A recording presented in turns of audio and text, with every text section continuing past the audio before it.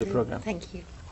May I say how delighted we are to be on Passion. We've looked forward to speaking to an African television station for decades.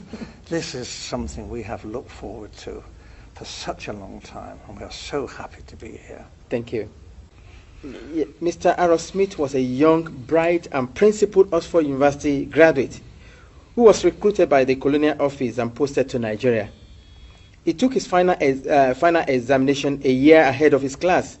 He also married Mrs. Carol Smith, whom he met while they were both at Oxford University. Together they went to Nigeria, where they had their 2 children. Mr. Aaron Smith, you were featured in a program recently by BBC Radio 4, Yes. titled Document, Yes. and that was hosted by Mr. Mike Thompson. Yes.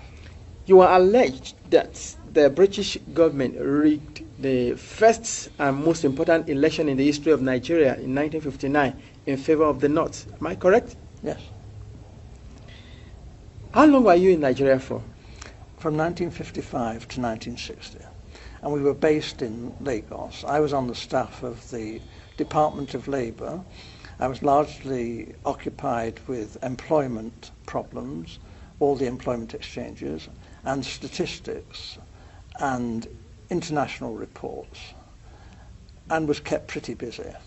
I was also stationed in Lagos in charge of the capital and the port. I was the port labour officer as well, and I also devised a port labour scheme and later a social security scheme, which was one of the first in Africa, which guaranteed workers some income after they'd finished work. It was a providence scheme. As I say, it was called the National Providence Scheme, and I was very proud to have put that on the statute book. I was going to ask you what your role is. You've mentioned 3 important. Is there any particular name given to your office while you were there? Just Labour officer. I was a labour officer, a senior civil servant. Okay. I only intended to stay in Lagos initially for 2 tours of duty. Although, because of this conflict with the elections, there were difficulties. Actually, government wouldn't let me leave the civil service. They were determined that I should stay in the civil service after my 2 tours. And I was offered very considerable incentives, including a knighthood, to stay and work for government. Primarily this was because I had access to state secrets. I learned, and the Governor-General himself confirmed this to me, that the elections were rigged, contrived. The intention was that the North should rule Nigeria. Even in '56, the northern leaders were very proud and were saying, if they couldn't run Nigeria, never mind elections. They might not join Nigeria. They might leave. And we all thought, well, how would they survive? There were no industries. There's not a great deal of agriculture, some groundnuts in the north. This wasn't very practical at all. And then it was, the Governor-General seemed to be thinking that the North couldn't, even if it won an election, rule Nigeria by itself. The South wouldn't stand for that. So there had to be a partner, either the Igbos in the east or the Yoruba in the west, to team up with the North. What he didn't want was for the 2 southern parties, the Igbo and the Yoruba, to team up to form the government, because he believed the North wouldn't tolerate that and talked about leaving the federation. So as I learned, in a small way at first, but very rapidly I learned about the election fixing, and as I say, this was confirmed to me by the Governor-General. He actually said that he wanted me to know the truth because he wanted me to know how much trouble I was in. You mentioned statistics. You were collecting figures. Is that for labor and unemployed people only, or general? Primarily, but obviously my interest was in the population Of generally. Nigeria. Yes, and Awolowo, the Yoruba leader of the action group, Yep. and Chief Enaharo, they too, other people were saying, where are all these millions of people in the north? Where are they? We're going up there to campaign. We want to know, you know. And you see all these, you know, thousands of miles of not very developed countryside, and yet the northerners are claiming that their voting registration figures are larger than in the south, you know, larger, far more people up there. Well, actually, if you went through the Igbo land, you know, Enugu and that, you saw lots and lots of people. If you went to Ibadan, again, Ibadan teeming, you know, with millions of people. But we didn't actually see many northerners, and obviously not many northerners at that time came to Lagos. So this did arouse suspicion. Now, the Europeans, you know, not stupid, we are watching what's going on in Nigeria, and we too are beginning to feel there's something not quite right here, that maybe the elections are not going to be as straightforward as they're meant to be.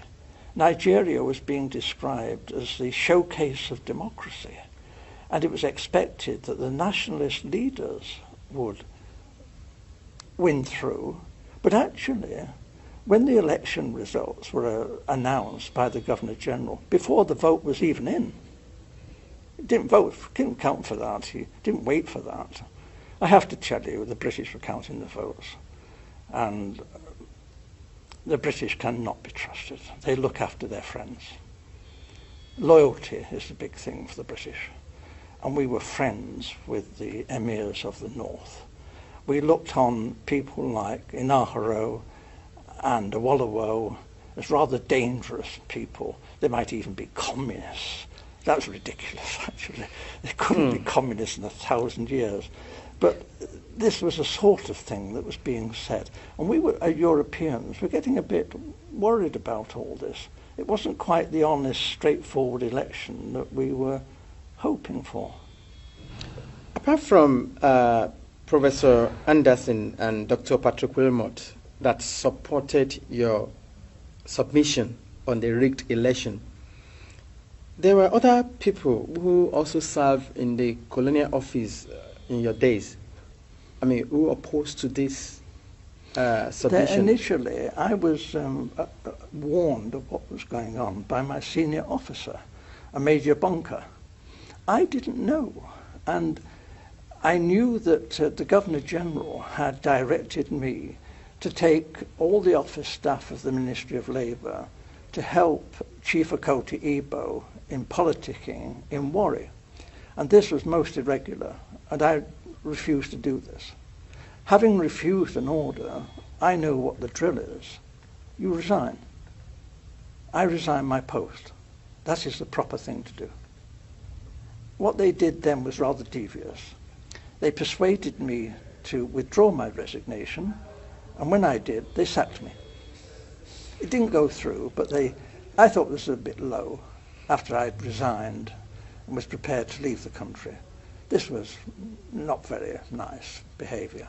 They later withdrew this and said that I had been of some service to the state, and actually commended me for what I had done, and said I could leave Nigeria with splendid testimonials, and we shook hands on this. And this was done with the recognition of the Deputy Governor-General, Sir Ralph Grey. And then I left Nigeria the first time and took up a job as a personnel officer, a very big job, with the Esso refinery. And then government came after me, declared that I was a traitor, and I had betrayed the British people, ought to be imprisoned, and I lost that job. And then they came to me again and said it's all been a big mistake, dreadful mistake. I'm a jolly decent chap, you know, Oxford chap, and They put me on a plane straight back to Nigeria, where I'd make up for the time I'd been away. There was a great deal of good work for me to do, and we fell for this. We shouldn't have gone back, but we did. Now, if you recall what you said about the role of the Governor General and the attitude of the British government in particular, regarding the fear that Awolowo, Okotie-Eboh, and the lot of them from the south are dangerous, is there a particular reason? Why the fear from the British government? Is it that they don't want to release or relinquish Nigeria? They still want to control Nigeria? They knew that the North would do as they said after independence. If it had any, the North would just, because it was their habit, they liked the British, whereas the nationalists were an unknown factor. Actually, when they took the flag down and hoisted the Nigerian flag, not one of the major nationalist politicians was there. They weren't even on the platform. This was incredible. These were the people who had sought independence. The people in the North didn't want independence. They didn't want the British to leave. So this was a farce. And for most Europeans who were very close on watching this, we were disgusted. We thought this really had been manipulated, this election. It was unworthy. It was unworthy of the British people, this. This was no honest, straightforward thing that you would expect Britain, the mother of parliaments, to do. This was cheap and low and criminal. And I opposed it. And I opposed it then, and I've opposed it ever since. And I'm telling you the truth. And I was warned, if I told you this state secret, my life could be forfeit. Earlier on, you said the British government wanted the North in alliance with either of the southern region, either with the Yorubas or with the Igbos. But Awolowo, without which they cannot they can't do it this rule the country. The problem was that Awolowo was a highly principled man. Okay. You didn't talk to Awolowo about squalid deals and fixing things. Awolowo was not that kind of person. If you read his books, this man was a world statesman. And his young lieutenant, Chief Enaharo, was brilliant, absolutely brilliant. However, they did do a deal with Zik, Dr. Azikiwe, okay, from the east. Dr. Azikiwe, there was this big problem in Nigeria. It's the same big problem in America and in Britain. How do you get funds to fight elections? The candidates in Nigeria had no money, but they did have marketing boards, which were a kind of semi-nationalized industry. And they borrowed money from the marketing boards. But there was a suspicion that Dr. Azikiwe, who had formed his own bank, the African Continental Bank, was actually bankrupt. But he was borrowing very large sums of money from the marketing boards and not necessarily repaying the loans. We knew this. We had a great secret service. All the politicians' phones were tapped. All the politicians' mail was opened. Everything that any major politician did in Nigeria, we knew in hours. We watched. We knew all that was going on. Are you saying, in essence, that Dr. Azikiwe took money? He was blackmailed by the British to do our bidding. We told Dr. Azikiwe that he could go to prison if an inquiry was carried out into his bank and his financial circumstances. However, we would not want to be vindictive if Dr. Azikiwe was cooperative in helping forward the plans that we had made in the best interests of Nigeria. Dr. Azikiwe has nothing in common with the northern politicians. He loathed the northern politicians. But Dr. Azikiwe went north and did as he was told. And what he was promised was this. The real power, effective power, would be in the hands of the northern emirs. However, it would look great if the president was Dr. Azikiwe and he was given a field marshal's uniform and an admiral's uniform. He asked, please, could he have a row of medals? But they said, well, no, that was a bit difficult, to get the medals. So when the ambassadors started arriving, he was known to be asking people from foreign countries, perhaps they had a medal for his uniform. We thought this was terrible, but it was said that this happened. He was very vain. And for a time, he functioned as first the Governor General, and then when Nigeria became a republic, as the president. But he had no power. And when he did try to tell the army, he said, I'm the field marshal, the army has got to do with this. They said, hey, you're just a ceremonial figure. You have no power. The Prime Minister, Balewa, gives us our orders. So there was a feeling then that there was going to be trouble. And then it was because the Awolowo and the Action Group had become the official opposition. What we British wondered, how could they win